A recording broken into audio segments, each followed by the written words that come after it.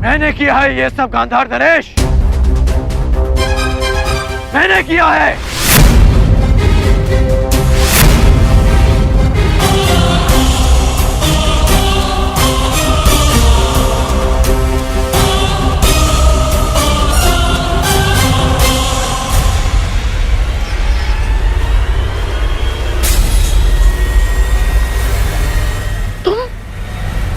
तुम यहाँ पर? आना पड़ा ताकि युवराज के मस्तक पर एक और छल का कलंक लगने से रोक सकूं।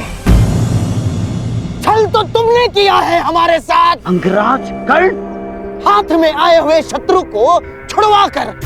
छल आपने किया है गांधार नरेश, मेरे साथ, हस्तिनापुर के साथ। याद है आपने राज्यसभा में क्या कहा था? आपने कहा था कि पांडवों को अज्ञातवास में पकड़ा ना जाए, उनसे युद्ध की जाए, युद्ध में उन्हें पराजित किया जाए। और यहाँ कायरों के भांति उन्हें पकड़ने का षड्यंत्र रचा जा रहा है। आप युद्ध क्यों नहीं होने देते गांधार नरेश? और युवराज, कब तक आप इनकी बातों में आकर कुचक्र करते रहेंगे? कब तक आप इनके हाथों हस्तिनापुर को कलंकित करते रहेंगे आप? और कब तक तुम मेरे मार्ग में आते रहोगे कर्ण? कब तक? और कब तक मैं ये तुम्हें समझाता रहूंगा कि युद्ध भूमि में नहीं, मन भूमि में होता है। मन भूमि में युद्ध योद्धा का धर्म है, धर्म है।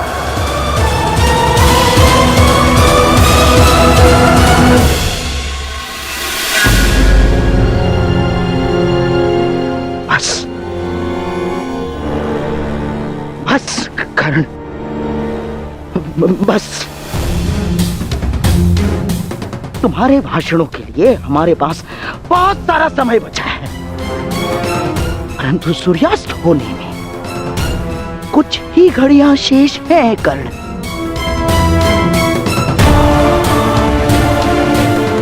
आओ पांडवों को पकड़ते हैं। नहीं, मैं इस छल में आप सबका साथ नहीं दूंगा और ना ही इस छल को होने दूंगा।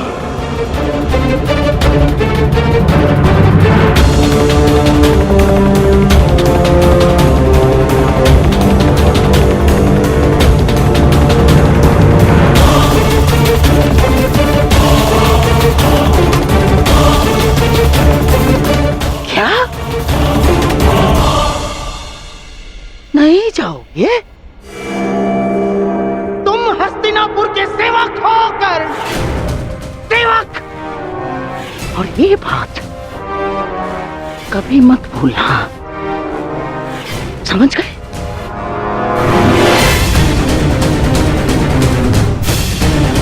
और जयद्रथ हस्तिनापुर के जामाता श्री है। अगर पांडवों ने उन्हें कोई हानि पहुंचाई कर्ण, तो हमारी दुशाला को पीड़ा होगी। और हस्तिनापुर के सेवक होने के नाते तुम्हारा यह कर्तव्य है। तुम जयद्रथ की रक्षा करो। और इसलिए पांडवों को पकड़ना होगा कर्ण। छल नहीं होने दूंगा।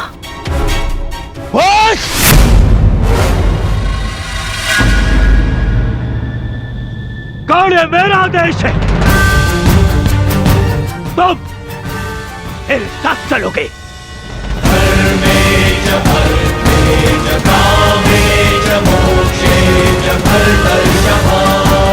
यह हस्तिनापुर के लिए आवश्यक है कर्ण, और मेरी बहन दुशाला के लिए भी। जी युवराज।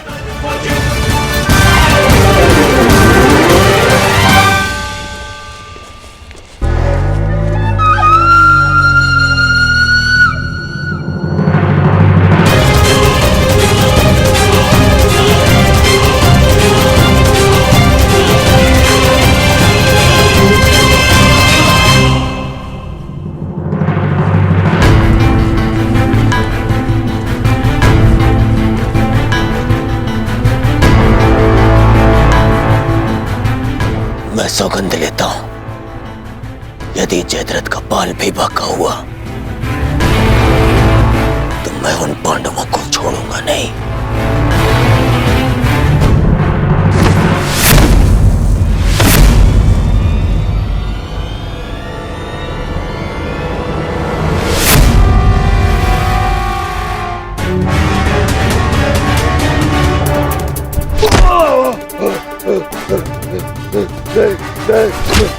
छोड़ो।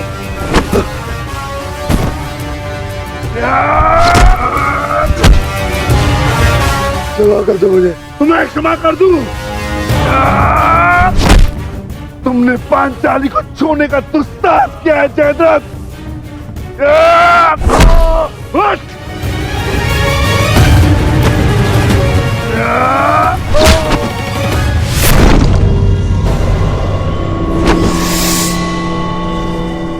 उसका दंड तो तुम्हें मिलकर रहेगा जयद्रथ।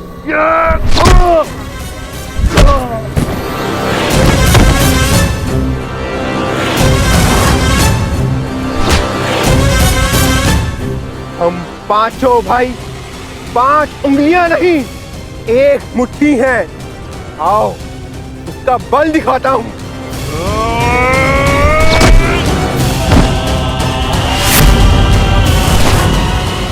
हम द्यूत भवन में विवश क्या बैठे, तुमने तो ये सोच लिया कि पांडव सदा सब कुछ सहते रहेंगे। यदि तुम्हें क्षमा कर दिया तो इतिहास हमें क्षमा नहीं करेगा।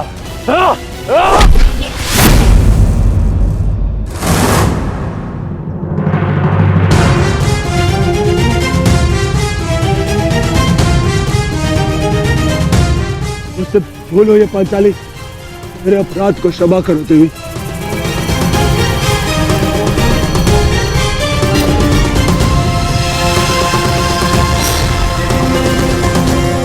युधिष्ठिर, अभय दान दो मुझे। भूल को क्षमा किया जा सकता है, परंतु अपराध को नहीं।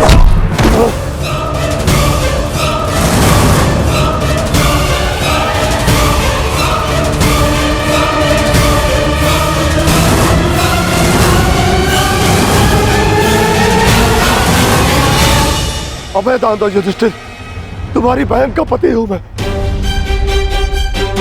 यही तो विडंबना है कि तुम जैसा धूर्त दुशाला का पति है।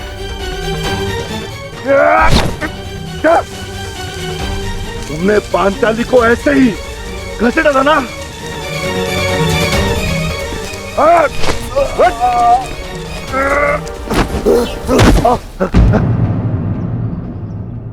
ये तुम्हारा अपराधी है पांचाली, और इसके दंड का निर्णय केवल और केवल तुम ही करोगी।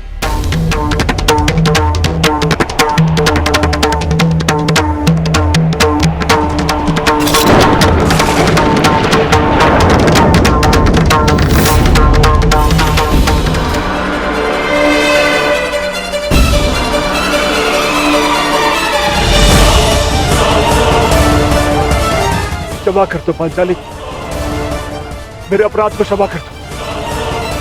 जिस सीमा को तुमने लांघा है उसके पार क्षमा और दया नहीं की जा सकती।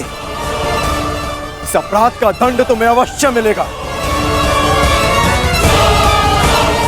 भाभी श्री पांचाली, आप तो नारी हो, क्या आपके मन में भी दया नहीं? बोलता हुआ अपराध हुआ है मुझसे, परंतु क्षमा चाहता हूं।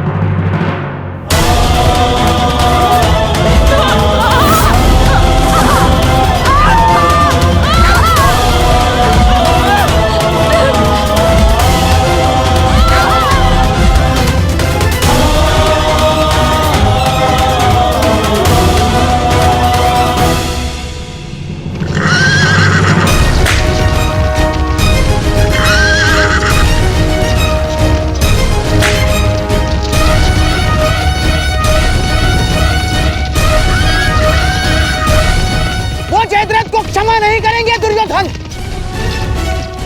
अब एक ही मार्ग है केवल दुर्योधन, समय रहते हम उस तक पहुंच जाने चाहिए।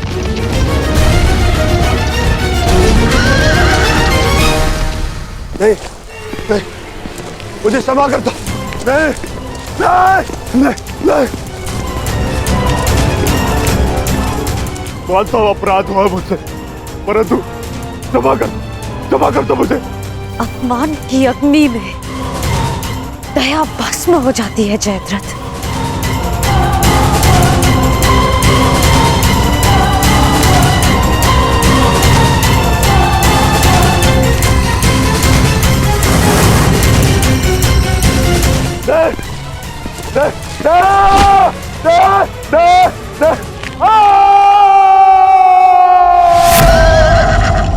दुर्योधन, ये तो जमाता का स्वर है।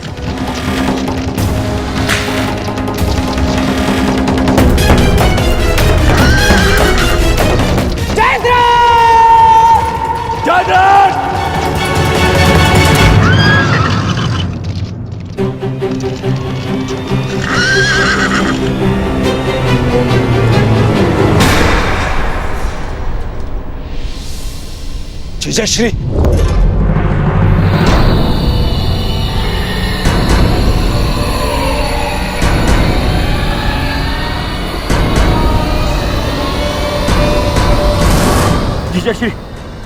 जीजाश्री उठिए। जामाता श्री, महाराज जयद्रथ, जयद्रथ। जीजाश्री उठिए। जीजाश्री, जामाता, आंखें खोलिए जयद्रथ। महाराज जयद्रथ। जीजाश्री उठिए। उठिए उठिए जीजाश्री।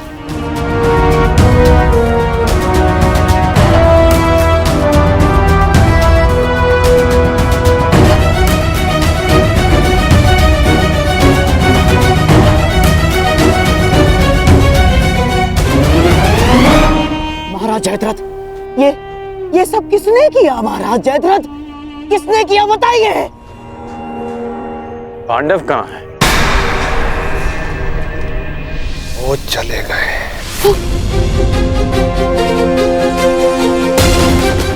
ये सब कैसे हुआ? किसने किया ये? पांडवों ने।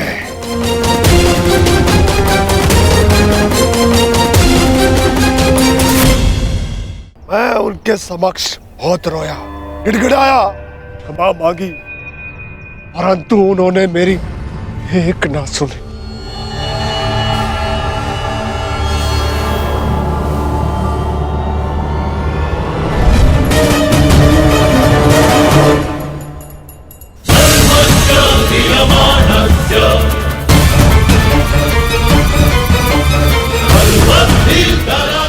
इससे श्रेष्ठकर होगा कि तुम लोग मुझे मार दो।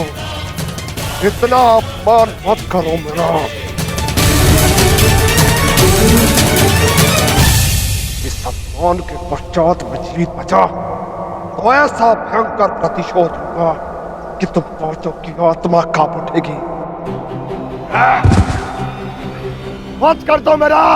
अवश्य कर देता, परंतु वो दंड तुम्हारे लिए बहुत सरल होता। तुम्हारी ये 5 चोटियां स्मरण दिलाती रहेंगी तुम्हें कि पांचाली को हाथ लगाकर तुमने कितनी बड़ी भूल की थी। और फिर दुर्योधन को संदेश भी तो देना है कि तुम्हारा ये अपमान एक चेतावनी है उसके लिए कि हम अपना अपमान अभी तक नहीं भूले। 1 वर्ष पश्चात हम फिर लौटेंगे अपनी प्रतिज्ञा पूर्ण करने। बस अर्जुन, बस इतना ही पर्याप्त है। चलो। अर्जुन, मैं प्रतिशोध लूंगा।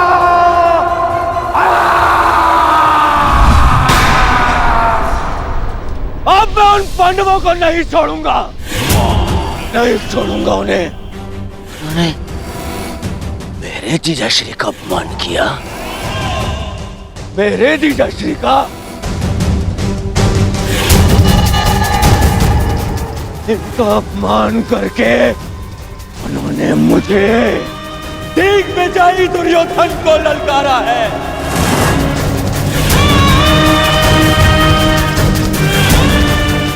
ज्यादा दूर नहीं गए होंगे वो पांडव।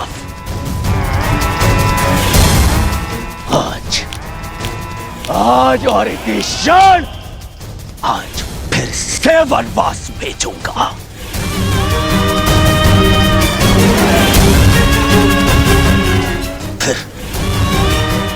फिर मैं उनका वध करूंगा।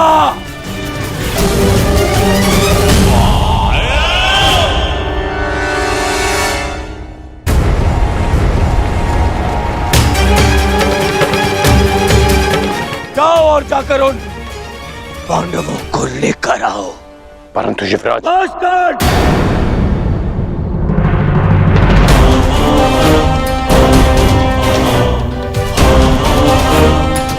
बस अब और नहीं।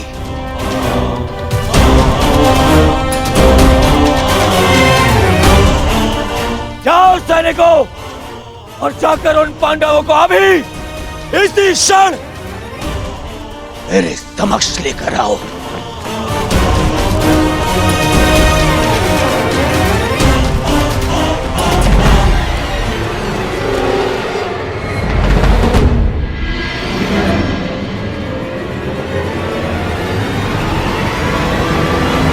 कौन? तुम भी जाओगे और ढूंढोगे पांडवों को। यह हस्तिनापुर के युवराज का आदेश है तुम्हें।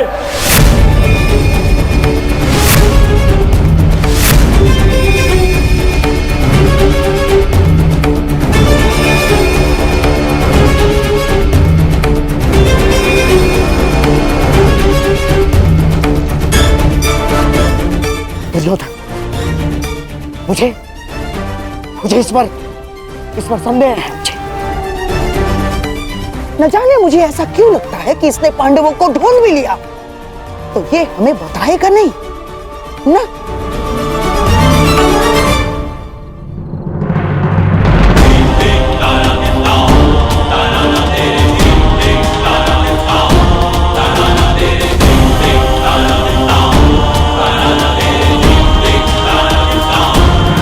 कौन? तुम भी जाओगे और ढूंढोगे पांडवों को।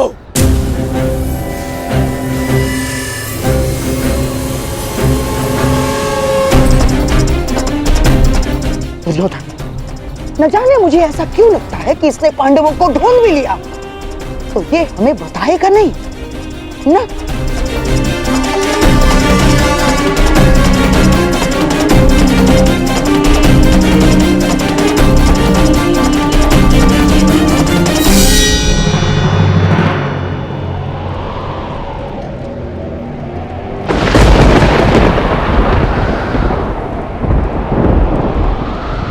हे प्रभु, अज्ञातवास प्रारंभ हो चुका है। मेरे पुत्रों को सकुशल रखना, अपने शत्रु की दृष्टि से बचाए रखना।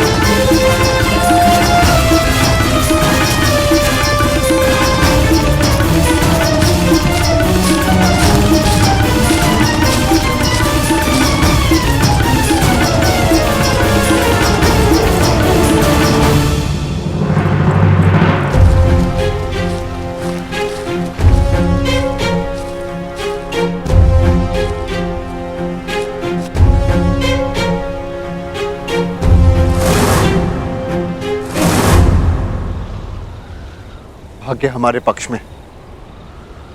गौरव अपने मंतव्य में सफल नहीं हो पाए। हम उनकी पहुंच से बहुत दूर निकल चुके। चलो आगे बढ़ते हैं।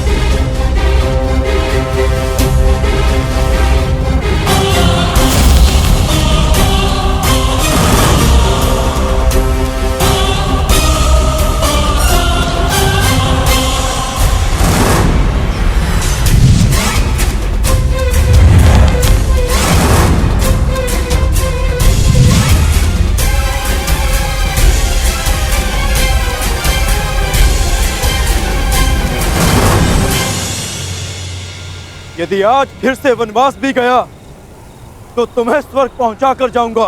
ये तो द्वंद पूर्ण होने पर पता चलेगा अर्जुन कि किसे वीर गति मिलेगी और कौन स्वर्ग जाएगा। कौन है वहां?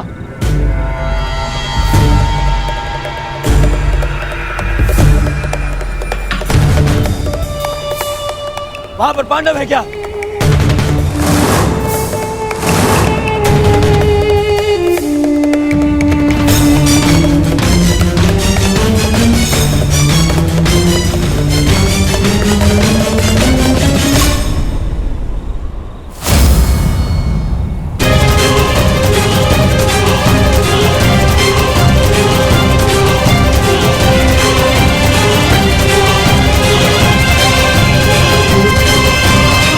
पांडव है यहाँ।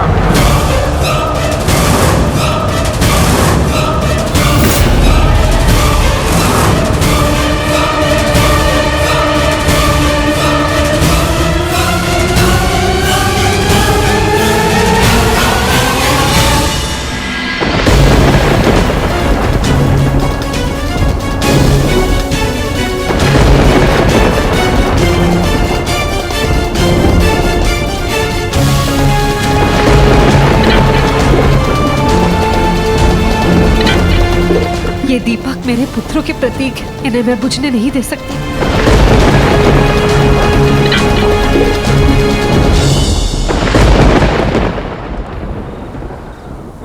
दुर्योधन, देखो ये हमें भटका रहा है। नहीं मामाश्री, कर्ण मेरे साथ में ऐसा नहीं करेगा। दुर्योधन, कुछ समय पूर्व इस कर्ण ने जो हमारे साथ किया वो क्या था? हाथ में आए हुए पांडवों को जाने का अवसर दिया इसने।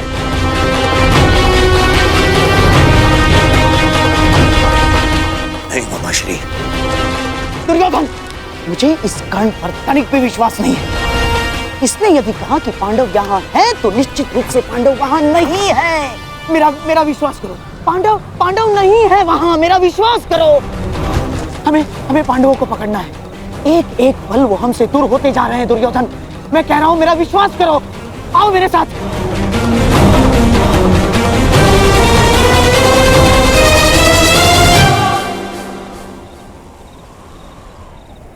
मामाश्री कह रहा है तुम्हारा, इस पर विश्वास करोगे तुम? इस पर?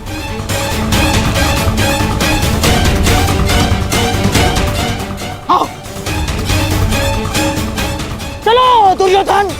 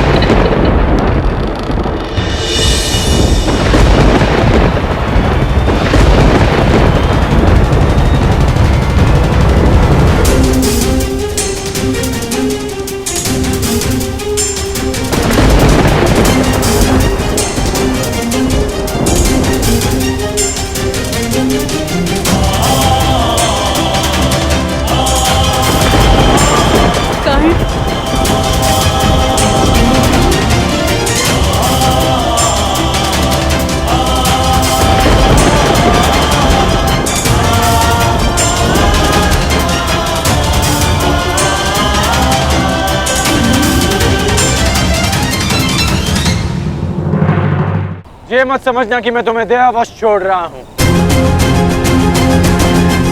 परंतु आज हमारे द्वंद का दिन नहीं है। आज हमारा द्वंद पूर्ण नहीं होगा और अगले 12 वर्ष मैं द्वंद की और प्रतीक्षा नहीं कर सकता।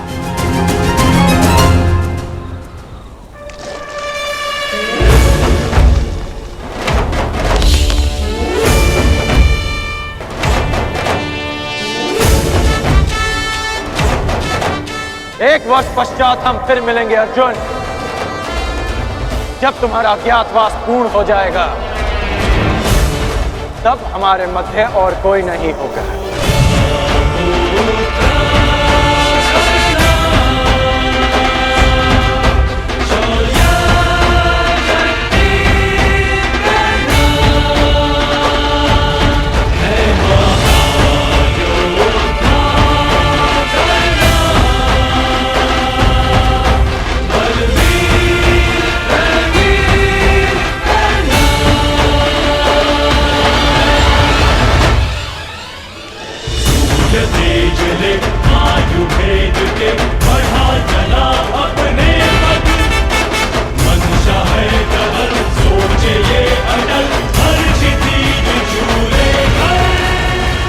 मैं जीवन में कभी कर्ण जैसे पुरुष से नहीं मिला।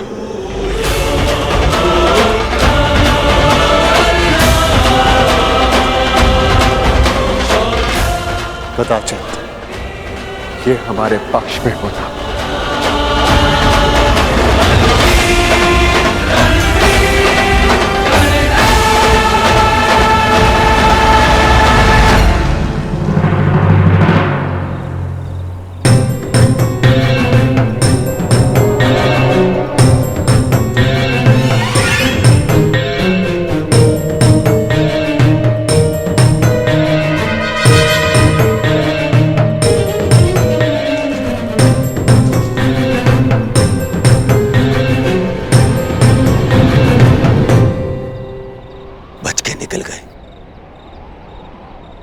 फिर से बच के निकल गए, फिर से बच के निकल गए वो पांडव, फिर से बच के निकल गए मामाश्री। दुर्योधन, लगता है इस समय भाग्य उनके साथ है।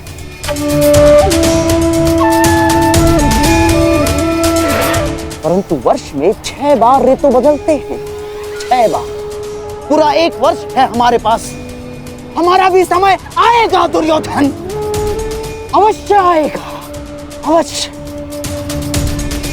परंतु अब बहुत रात्रि हो चुकी है। अब रात्रि के इस अंधकार में उन पांडवों का पीछा करना असंभव होगा। अब क्या करना है, इसका निर्णय हस्तिनापुर जाकर ही करेंगे।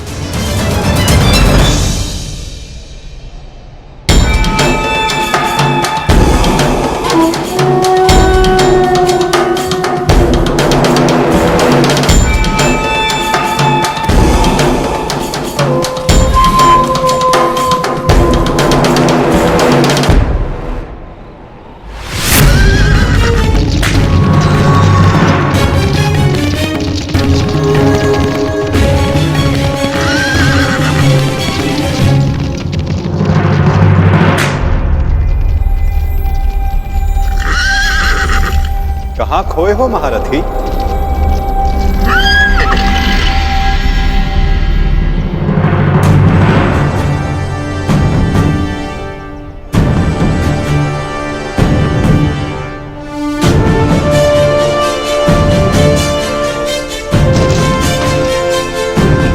प्रणिपात केशव,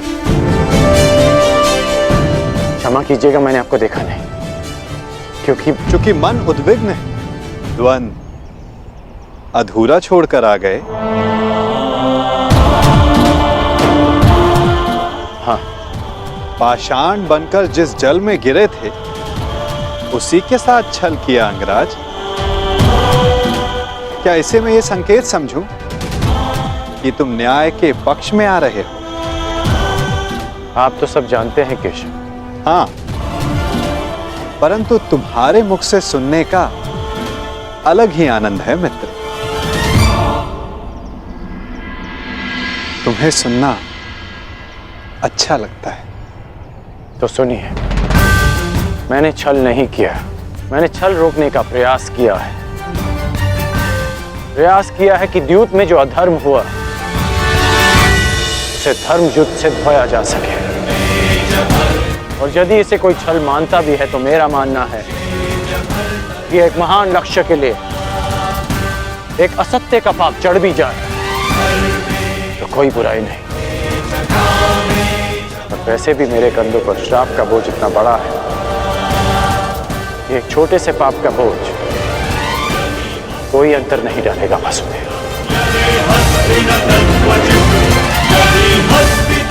आज्ञा दीजिए वासुदेव।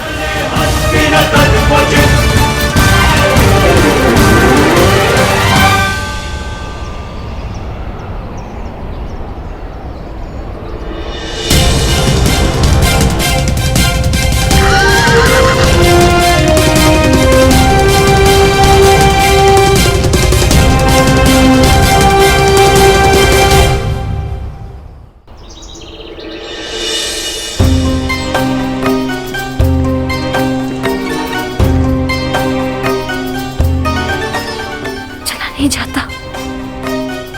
तनिक विश्राम कर ले आर्य पुत्र।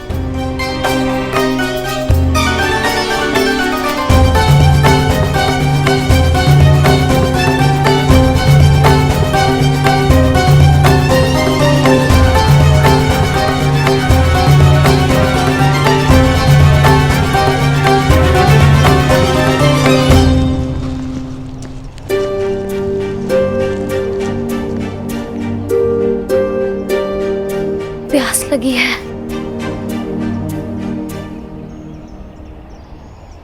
यहाँ तो आसपास जल भी नहीं दिखता।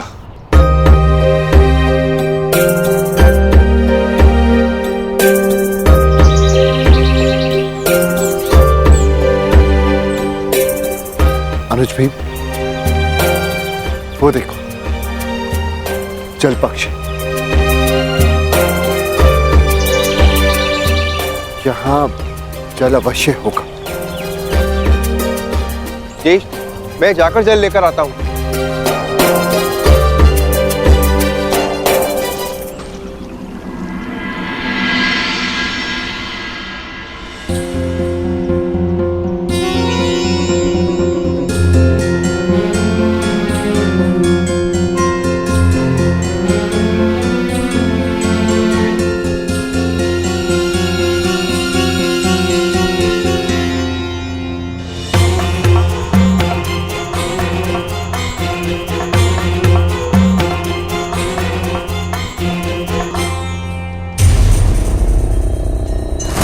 रुक जाओ।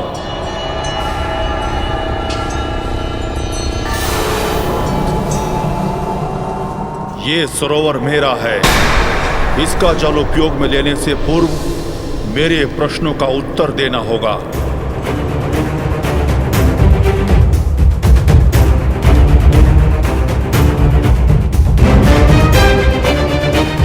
मैं नहीं जानता कि तुम कौन हो, परंतु तुम इतना जान लो, मैं पांडुपुत्र नकुल हूं, गुरुवंशज, महाबली भीम, धनुर्धारी अर्जुन का अनुज।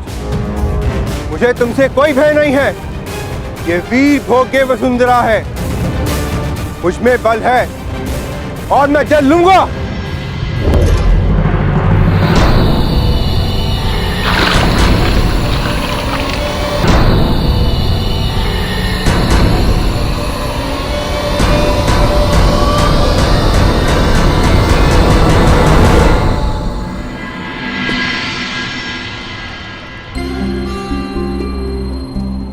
प्रणिपात माताश्री। यशस्वी भव। आपने मुझे स्मरण किया।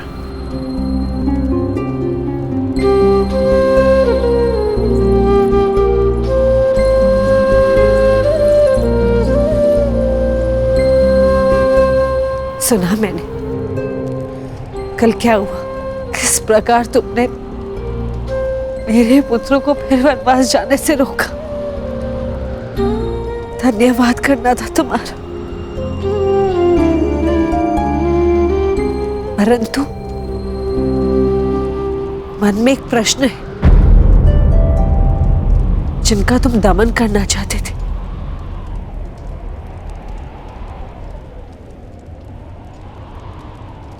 उन्हें क्यों छोड़ दिए?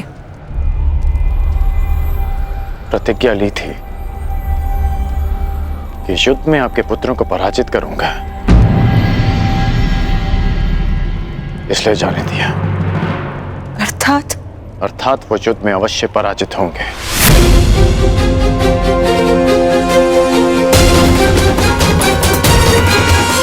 परंतु एक वचन भी है कि आपके पुत्र 1 वर्ष का अज्ञातवास अवश्य पूर्ण करेंगे।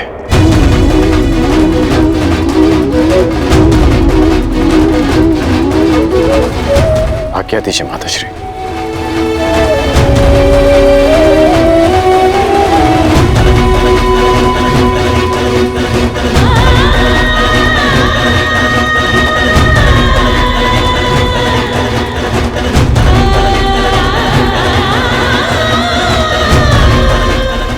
जिनका तुम दमन करना चाहते थे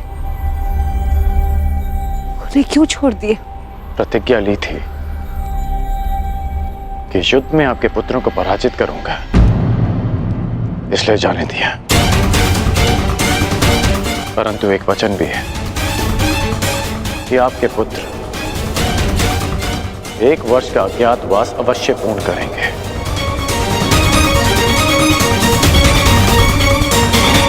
आज्ञा दीजिए माताश्री।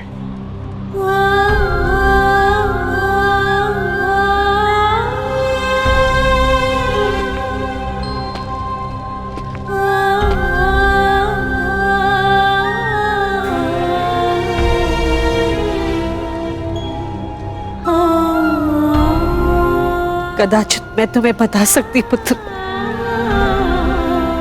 कि तुम सबसे ज्येष्ठ कौनते हो। हे भगवान, एक वरदान को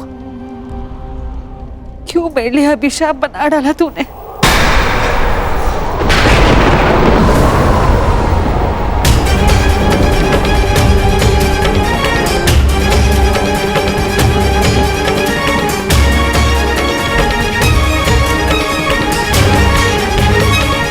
हे ईश्वर, कौन सा संकट आने वाला है मेरे पुत्रों पर?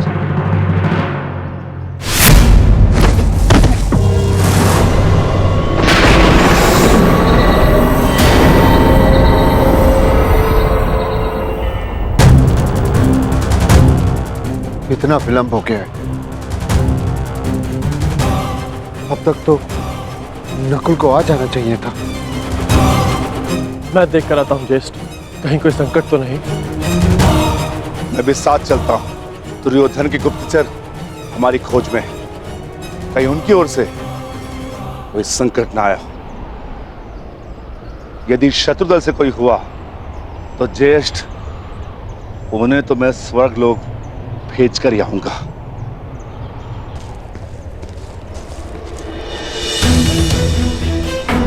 नकुल! नकुल! नकुल! नकुल! भ्राता भीम! नकुल! नकुल! नकुल! नकुल! नकुल! नकुल! उठ जा। नकुल! देखिए ना भ्राता भीम, क्या हुआ है नकुल को? ये कुछ बोल क्यों नहीं रहा? नकुल! नकुल उठ जा। नकुल!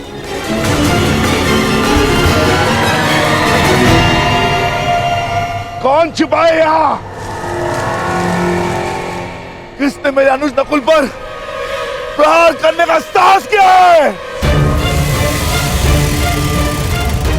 मैं भीम उसे ललकारता हूँ। मैं कहता हूँ सामने आ। आज तुम्हारा नाश तो निश्चित है। नकुल!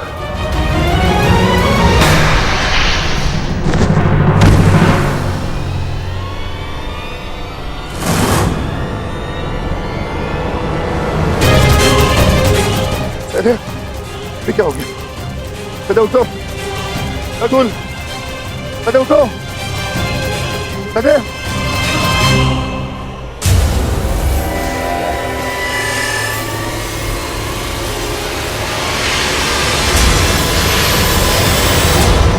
भ्राता भीम!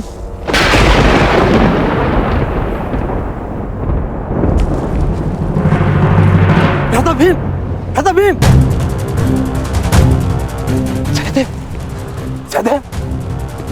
नकुल! नकुल!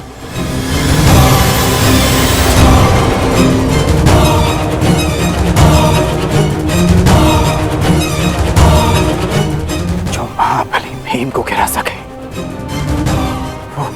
सामान्य मनुष्य की वश की बात नहीं। तुम अवश्य कोई मायावी हो, तुम जो भी हो, यक्ष, किन्नर, गंधर्व, मायावी, पिशाच, प्रेत, मेरे समक्ष प्रस्तुत हो और मेरे भाइयों को जीवित करो, अन्यथा अपने प्राण देने के लिए तत्पर हो जाओ।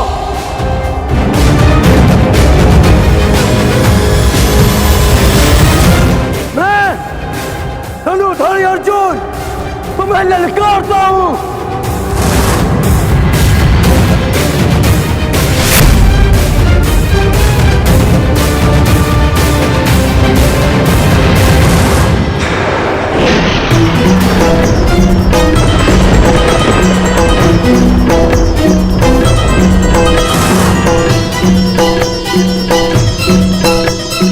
पांचाली,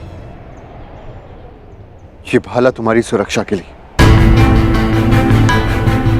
मैं अपने अनुजों को ढूंढने जा रहा हूं। मैं भी साथ चलूंगी आर्या। नहीं पांचाली, संकट पता नहीं कितना बड़ा होगा। ये भाला अपने पास रखो। और हाँ, यदि मैं ना लौटा तो तुम सुरक्षित पांचाल लौट जाना। परंतु पांचाली, ये मेरी आज्ञा है।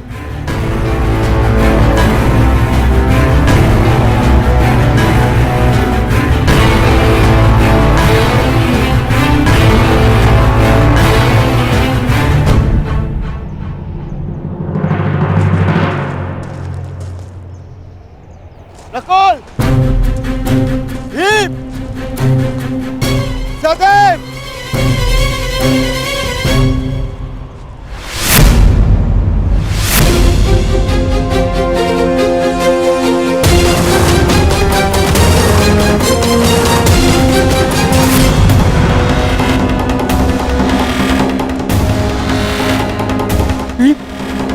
भीम, उठो भीम।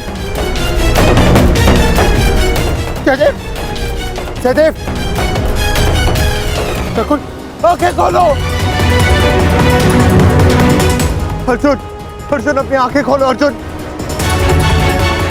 उठो मेरे अनुजो, उठो,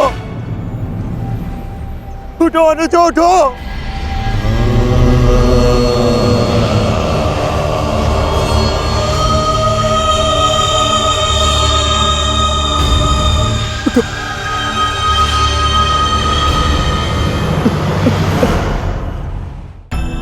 कैसा ज्येष्ठ, कैसा ज्येष्ठ। युद्ध में हारे जाने के पश्चात भी जिन्होंने मुझ पर अपना विश्वास नहीं हारा, उनकी सुरक्षा मैं कैसे नहीं कर सका। क्या उत्तर दूंगा, क्या उत्तर दूंगा मैं माता कुंती को, क्या उत्तर दूंगा मैं पांचाली को, क्या उत्तर दूंगा मैं उन्हें।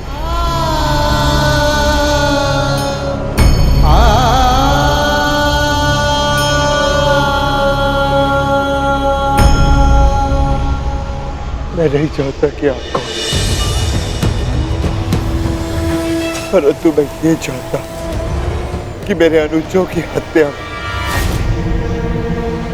आपका हाथ अवश्य, आप अदृष्टि अवश्य है, परंतु मैं ये जानता हूं कि आप मुझे सुन और देख अवश्य सकते हैं। तो आप ये भी सुन लीजिए, ना तो ये युधिष्ठिर अपने अनुजों को अपने साथ लेकर जाएगा या इसी सरोवर के तट पर अपने प्राण दे देगा। कृपा करके बताएं कि आप कौन है। मैंने तुम्हारे भाइयों की हत्या की है और तुम्हारे भाइयों का वध हुआ क्योंकि वो इसी के पात्र थे। उन्होंने मेरी आज्ञा की अवहेलना की थी। मेरे प्रश्नों का उत्तर दिए बिना मेरे सरोवर का जल लिया और युद्ध करने को प्रस्तुत हुए। अब तुम्हारी बारी है युधिष्ठिर, मेरे प्रश्नों का उत्तर दोगे या युद्ध का आह्वान? बिना शत्रु को जाने, बिना उसका मंतव्य पहचाने युद्ध करना धर्म नहीं, इसीलिए समक्ष प्रस्तुत होकर आप मुझे बताएं कि आप कौन हैं।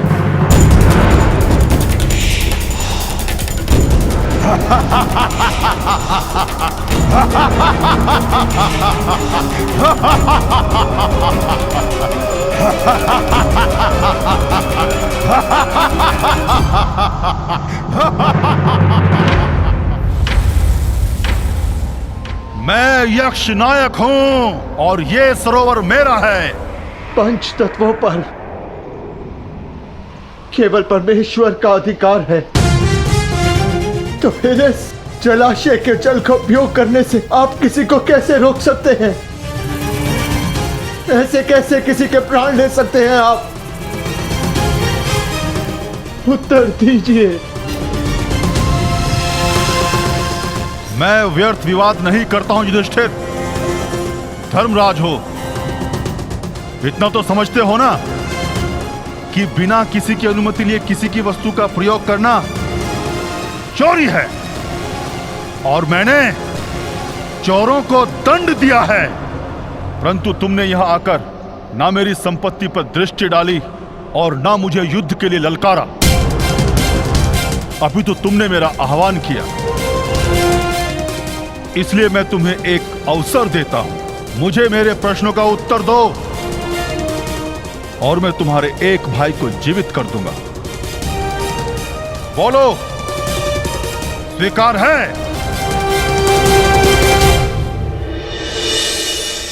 हे प्रभु, मैं नहीं जानती है कैसी लीला है, परंतु इस मां की परीक्षा मत लो। मेरे पुत्रों की रक्षा करो प्रभु, मेरे पुत्रों के। अपने भाइयों के पश्चात मुझे अपने जीवन का कोई मोह नहीं है महोदय।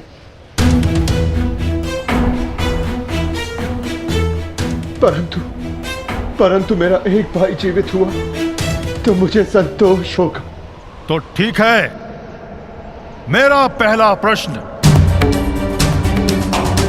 मनुष्य का सबसे बड़ा धर्म क्या है? मनुष्य का सबसे बड़ा धर्म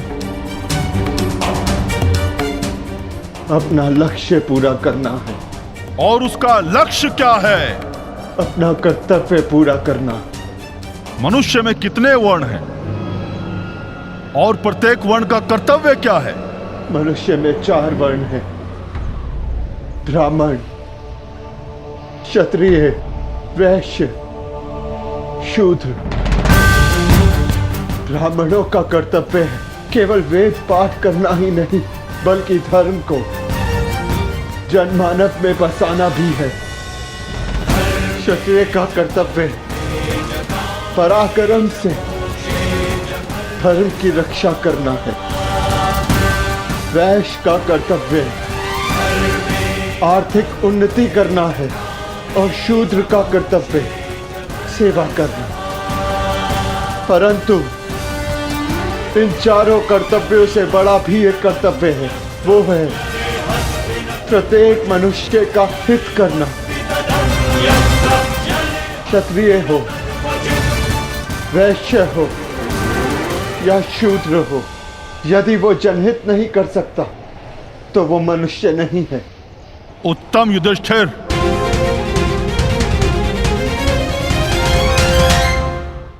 अब ये बताओ कि जल से पतला कौन है? जल से पतला ज्ञान है, जिसकी धारा अज्ञान की चट्टान को काट कर बहती है। भूमि से अधिक सहनशील कौन है? माता भूमि से अधिक सहनशील होती है। और आकाश से ऊंचा कौन है? आकाश से ऊंचा स्थान पिता का है। वायु से अधिक गति किसकी है? और भूसे के तिनकों से अधिक संख्या किसकी है? मन की गति वायु से अधिक तीव्र है और चिंता की संख्या भूसे के तिनकों से अधिक है। विदेश में मनुष्य का संबंधी कौन है? रोगी का संबंधी कौन है? और मृत्यु शैया पर लेटे मनुष्य का संबंधी कौन है? विदेश में मनुष्य का सबसे बड़ा संबंधी उसकी विद्या है, जो एक मित्र की भांति उसे हर संकट से बचाती है। रोगी का संबंधी उसका चिकित्सक है, जो पत्नी और माता की भांति उसकी सेवा करता है। और मरने वाले का संबंधी केवल धर्म और दान है, उसके सत्कर्म है, जो मरने के पश्चात उसके साथ जाते हैं। क्या है जिसके नाश से मनुष्य सबका प्रिय बन जाता है? क्या है जिसके नाश से मनुष्य सुखी हो जाता है? और कौन सा शत्रु है जो मनुष्य का नाश करता है? अहंकार के नाश से मनुष्य सबका प्रिय हो जाता है। कामनाओं के नाश से वो सुखी हो जाता है। और वो शत्रु जो मनुष्य का नाश करते, वो क्रोध है। अंतिम प्रश्न युधिष्ठिर, बताओ, संसार का सबसे बड़ा आश्चर्य क्या है? मनुष्य प्रतिदिन सहस्त्रों को जन्म लेते हुए देखता है, सैकड़ों को मरते हुए देखता है, जो जानता है कि उसे भी एक दिन मर जाना है, फिर भी सदा जीने की चाह रखता है। ये संसार का सबसे बड़ा आश्चर्य है। तुमने मुझे संतुष्ट किया युधिष्ठिर, मैं प्रसन्न हुआ। बताओ, तुम्हारे किस भाई को जीवित करूं? भीम को या अर्जुन को? ये दोनों महाबली हैं, तुम्हारी रक्षा कर सकते हैं। मनुष्य की रक्षा ना भीम से हो सकती है, ना अर्जुन से। मनुष्य की रक्षा यदि हो सकती है तो केवल उसके धर्म से। और मेरा धर्म कहता है कि जो मेरे लिए सबसे पहले दांव पर लगा, जिसने मेरी प्यास बुझाने के लिए सबसे पहले अपने प्राण दिए, मेरा वो अनुज नकुल जीवित हो जाए। हमारी दो माएं हैं, एक माता कुंती का पुत्र मैं जीवित हूं, और दूसरी माता मादरी का पुत्र नकुल जीवित रहे। अति उत्तम युधिष्ठिर, जो विपत्ति में भी न्याय और धर्म का साथ नहीं छोड़े, वही सफल होता है। तुम अपनी परीक्षा में सफल हुए।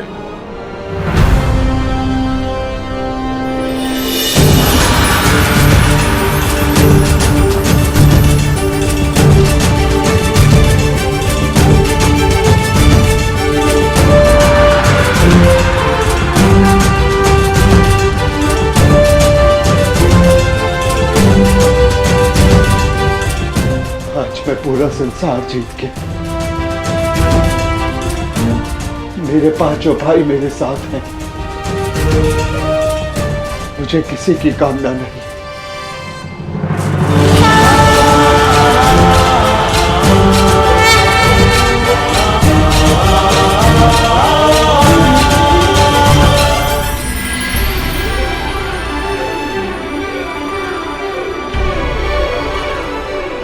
मैं धर्मराज हूं युधिष्ठिर, तुम्हारा पिता।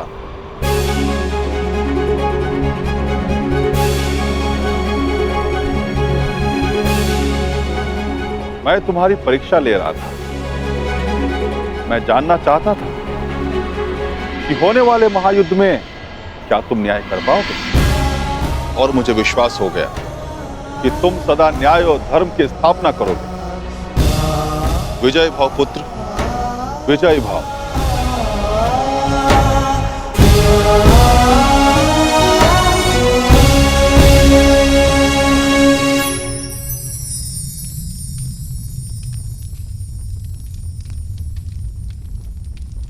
सभी पुत्र अब सुरक्षित हैं।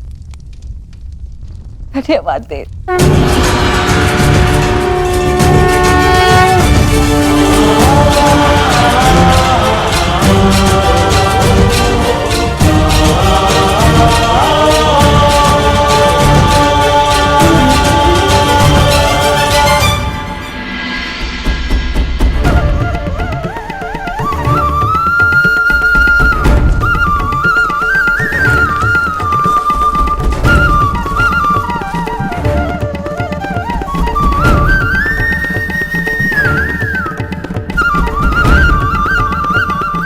प्रणिपात वासुदेव।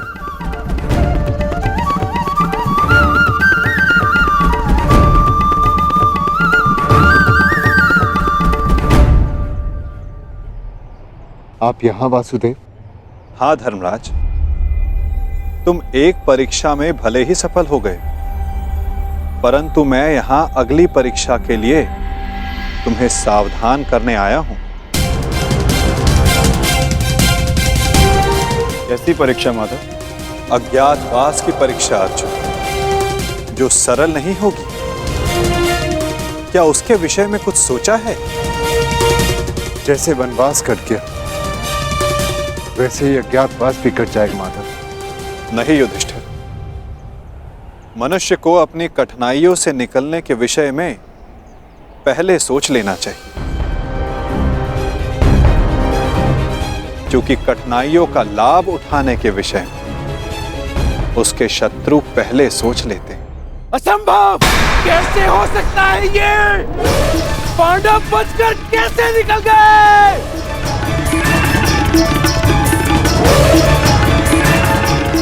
दिग्विजय प्राप्त कर ली, चारों दिशाएं जीत ली, परंतु हर बार पांडवों से क्यों हार जाते हो तुम? इतने सैनिक साथ थे, शकुनी तुम भी थे, फिर कैसे असफल हुए? कैसे?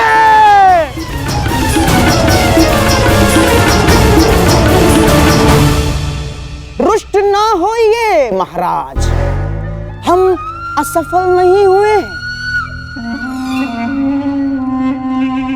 क्योंकि पांडवों का अज्ञातवास भंग हो चुका है।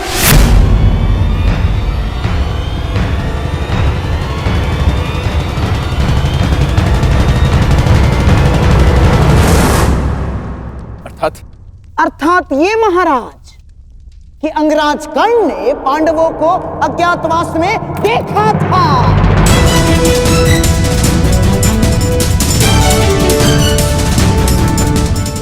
इसीलिए नीति अनुसार पांडवों का अज्ञातवास भंग हो चुका है।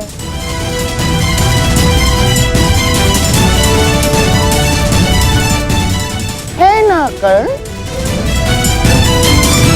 क्या ये सत्य है कर्ण? तुमने पांडवों को देखा था?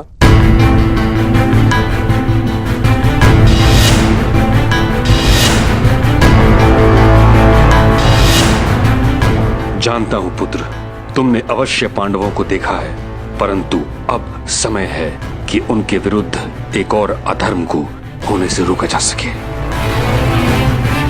उत्तर दो कर्ण, क्या तुमने पांडवों को देखा था? जी,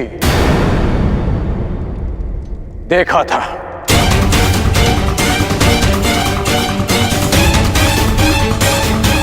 क्या तुम्हारी बात का सत्यापन करने के लिए कोई साक्ष्य है?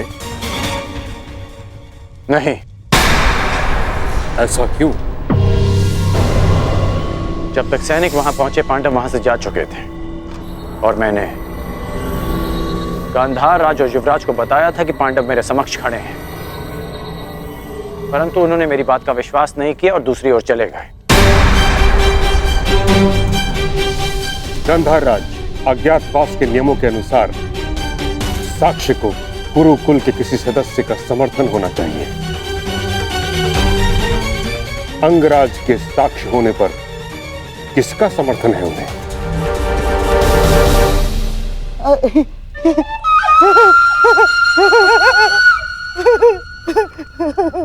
अंगराज कर्ण की बात पर कौन अविश्वास कर सकता है महामहिम? और उनके साक्ष्य होने पर स्वयं कुरुवंश के सम्राट दुर्योधन का समर्थन भी है। हाँ, मुझे अपने मित्र कर्ण के ऊपर पूर्ण विश्वास है।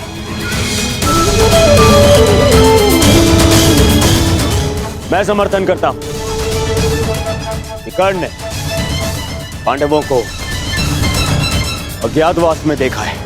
युवराज, यदि तुम्हें विश्वास था तो कर्ण की बात ना मानकर दूसरी ओर क्यों चले गए?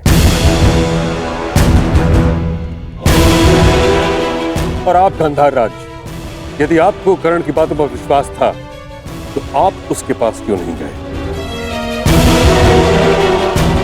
इसका अर्थ यह है कि आपको कर्ण पर विश्वास नहीं था, अर्थात अज्ञातवास भंग नहीं हुआ।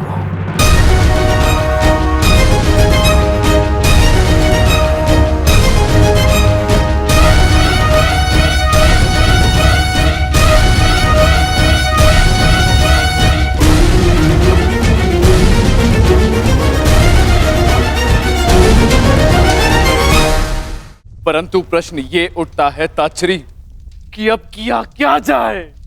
खोज, पांडवों की खोज के अतिरिक्त कोई मार्ग शेष नहीं, क्योंकि नियमानुसार पांडवों का अज्ञातवास किसी विघ्न के बिना आरंभ हो चुका है। अज्ञातवास में जाने का समय हो गया है, परंतु तुम सबके शस्त्रों को देखकर कोई भी तुम्हें पहचान लेगा। भीम की गदा, अर्जुन का गांडीव और तुम सबके अस्त्रों और शस्त्रों को देखकर तुम्हें कोई भी पहचान सकता है।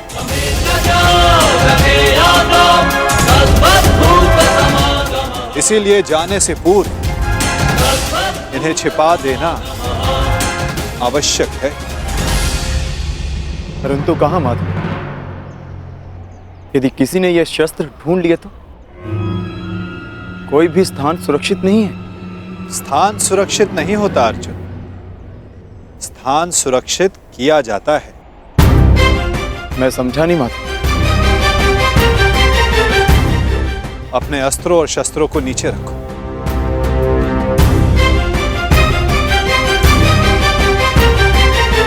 सखी, इस वृक्ष के पीछे श्वेत वस्त्र रखे हैं, उन्हें यहां लेकर आ जाओ। जी।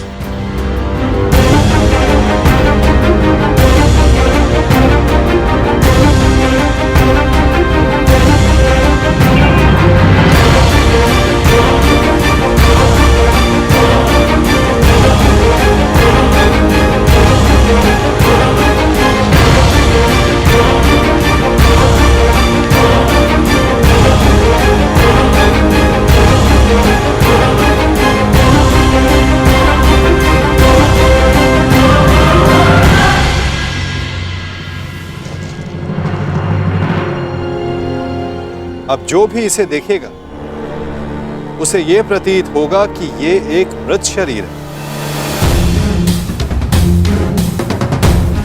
कुछ लोग भय के कारण तो कुछ लोग घृणा के कारण यहां नहीं आएंगे। इस शमी के वृक्ष पर 1 वर्ष तक ये अस्त्र और शस्त्र सुरक्षित रहेंगे। परंतु अब सबसे महत्वपूर्ण प्रश्न ये खड़ा होता है कि अज्ञातवास में जाओगे कहां?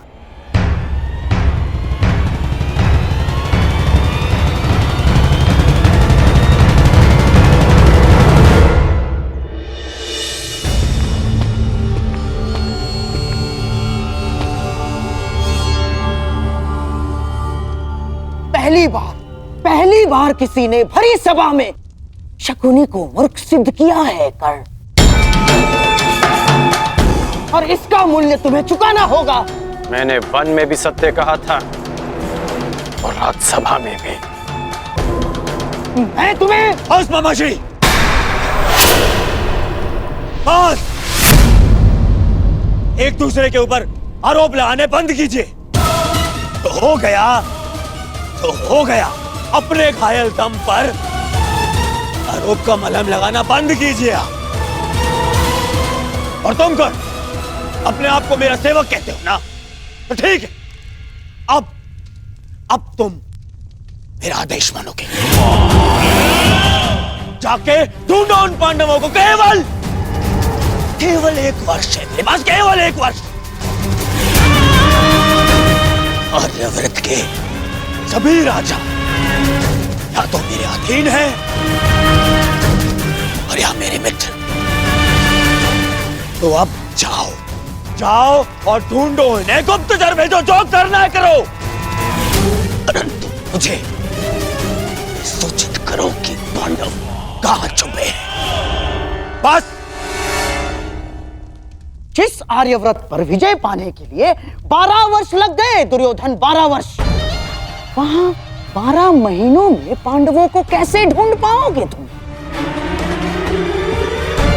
अब हमें ये कार्य शक्ति से नहीं, युक्ति से करना होगा दुर्योधन। लीजिए, ये नई युक्ति आई, अर्थात मामाश्री। अर्थात पांडव किसी भी परिस्थिति में हमारे मित्र राष्ट्रों में नहीं जाएंगे ना। वो वहां जाएंगे जिन्होंने हमारी अधीनता स्वीकार तो कर ली, परंतु जो मन से पांडवों के पक्ष में है। मन से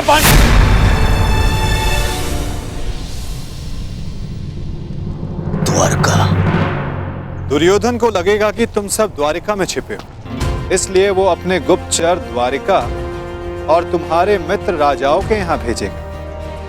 और यदि वो कहीं असावधान होगा तो केवल उस स्थान पर जहां स्वयं उसके मित्र हैं, क्योंकि मनुष्य अपनी खोई हुई वस्तु कभी अपने ही आंचल में नहीं ढूंढता। मैं समझा नहीं, आपका संकेत क्या है वासुदेव? तुम विराट नगर जाओ युधिष्ठिर। विराट नगर के राजा केवल नाम के राजा हैं और वहां पर शासन रानी सुदेशना के भाई कीचक का चलता है। और कीचक दुर्योधन का सबसे परम मित्र है, इसलिए दुर्योधन कभी सोच ही नहीं पाएगा कि तुम सब वहां छिपे।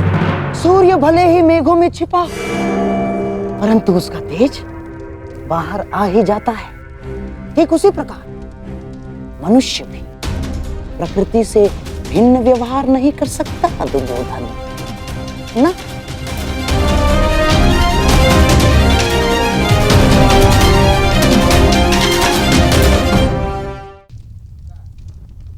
युधिष्ठिर धर्मराज है, इसलिए कहीं उपदेशक या मंत्री बना बैठा होगा। इस बार तुम्हें अपनी प्रकृति से भिन्न व्यवहार करना होगा युधिष्ठिर। तुम कंक के नाम से राजा विराट से मिलोगे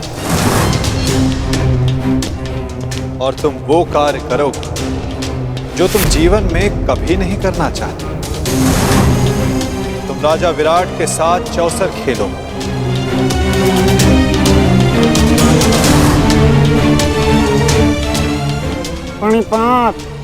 प्रणिपात महाराज।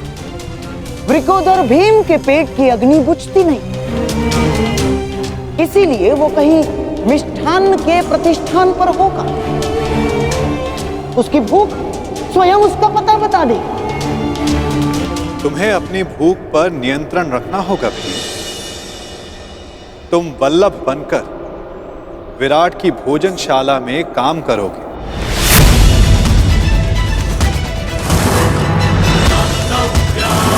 और अपनी भूख पर कड़ा नियंत्रण रखो।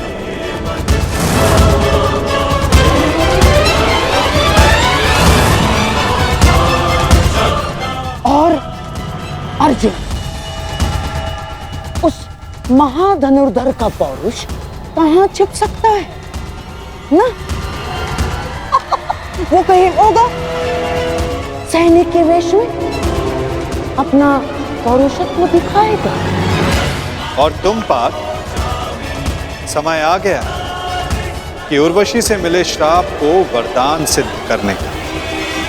तुम्हें 1 वर्ष के लिए अपने पौरुष को त्यागना होगा। नपुंसक बृहन्नल्ला बनकर तुम राजा विराट की संगीतशाला में कार्य करो।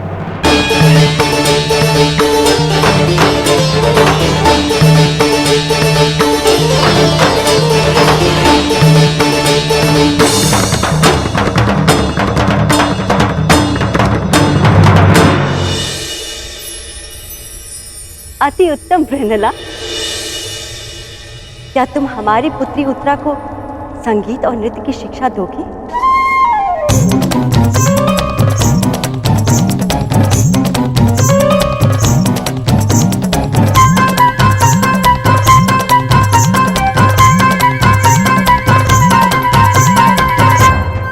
अवश्य महारानी, मैं आपकी अपेक्षाओं पर खरी उतरूंगी।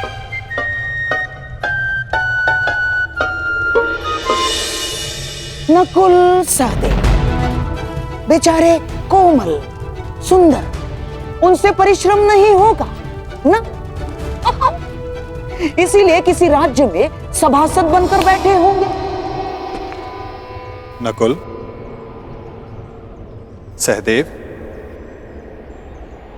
तुम ग्रंथिक बनकर और तुम तंतिपाल बनकर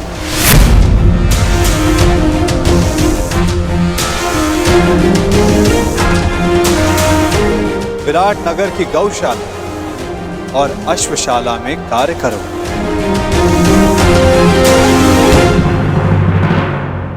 और सबसे अधिक वो पांचाली, उसका तेज, उसकी आंखों की ज्वाला कहां किसी से छिप सकती है दुर्योधन? और तुम सखी, तुम्हें अपना दर्प छिपाने के लिए सबके समक्ष घूंघट में रहना होगा। दासी सैरंधरी बन, जिसके पति गंधर्व, तुम रानी सुदेशना की रूप सज्जा का कार्य संभालो।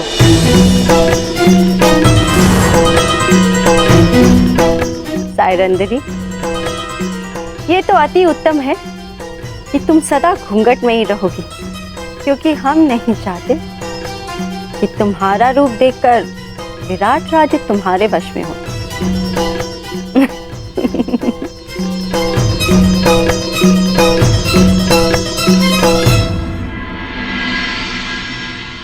यदि मेरे सिखाए मार्ग पर चलोगे तो पांडवों को ढूंढना कठिन कार्य नहीं होगा।